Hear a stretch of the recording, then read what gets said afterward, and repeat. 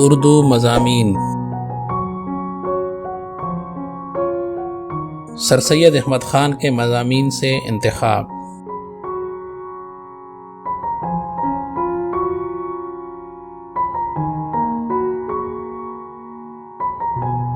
ہمارے بعد ہمارا نام رہے گا۔ یہ ایک نہایت لغو اور بیہودہ خیال ہے جس کا کچھ نتیجہ سمجھ میں نہیں آیا۔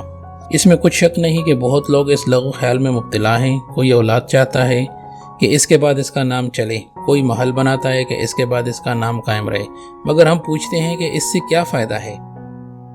اگر اس کے بعد لوگوں نے کہا کہ یہ قلعہ اکبر کا بنایا ہوا ہے اور وہ قلعہ شاہ جہان کا، تو اس سے مرنے والے کو کیا فائدہ؟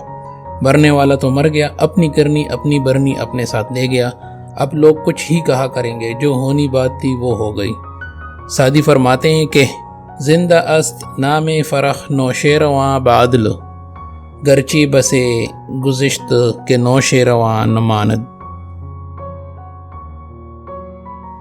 اس شعر کا مطلب صرف اس قدر ہے کہ نوشیروان کے بعد لوگ کہا کرتے تھے کہ نوشیروان بہت عادل تھا، مگر یہ نہ کھلا کہ اس سے نوشیروان کو کیا فائدہ ہوا۔ پس لوگوں کی جو یہ تمنا ہوتی ہے کہ ہمارے بعد ہمارا نام قائم رہے، یہ کیوں ہوتی ہے اور اس سے ان کو کیا فائدہ ہوتا ہے؟ ہمارے نزدیک تو یہ محض خیال خام ہے اور انسان کے دل کے بودے پن کی دلیل ہے۔ انسان کو ہمیشہ یہ خیال رہنا چاہیے کہ میں کوئی ایسا کام کر جاؤں جس سے انسانوں کو، قوم کو فائدہ پہنچتا رہے۔ مثلا کسی علم کا ایجاد کرنا، کسی ہنر کا پیدا کرنا، یا کوئی ایسی بات ایجاد کرنا جو لوگوں کو فائدہ مند ہو۔ یہ خیال بہت صحیح ہے، کیونکہ اپنی ذات کے واسطے نہیں ہے، خصوصاً جب کہ وہ ذات بھی فنا ہو جائے، بلکہ زندہ لوگوں کے لیے اور ایسوں کے لیے جن کا سلسلہ برابر قیامت تک جاری رہے گا۔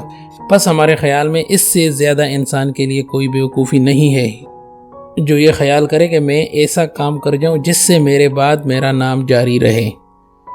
گزشتم اثر مطلب تمام شد مطلب، حجاب چہرہ مقصود بود مطلب ہا۔